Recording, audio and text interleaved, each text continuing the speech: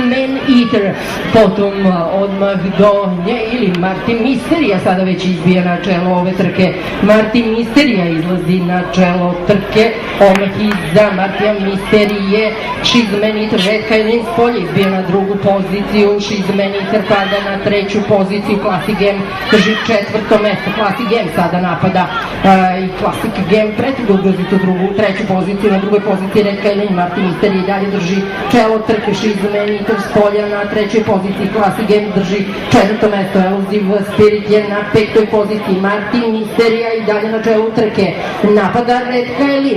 Kailin ali ostaje na drugoj poziciji, She's Man Eater ostaje na trećem mestu, Classic Game na četvrtom, odmah iza i Paris, Martin Misterija i dalje na čelu ove trke, Red Kailin ali She's Man Eater se probija s polja, She's Man Eater ugrožava drugu poziciju, Red Kailin, She's Man Eater izlazi na drugo mesto, krenula je Classic Game kreće, izbija na treću poziciju, pada Red Kailin na četvrto mesto, Classic Game gasni She's Man Eater, Martin Misterija ostaje na čelu ove trke, da li ostaje u ciljnoj ravnini na čelu ove trke ili Classic Game prekida ugrozi vodeći poziciju Martina Misterije, veliki obračun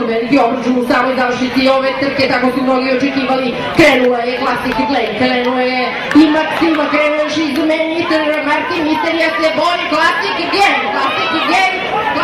ili Maksima je iznutra, Classic Game rade kod bači Maksima, pa Classic Game, pa She's Man Eater, pa Martin Misterija,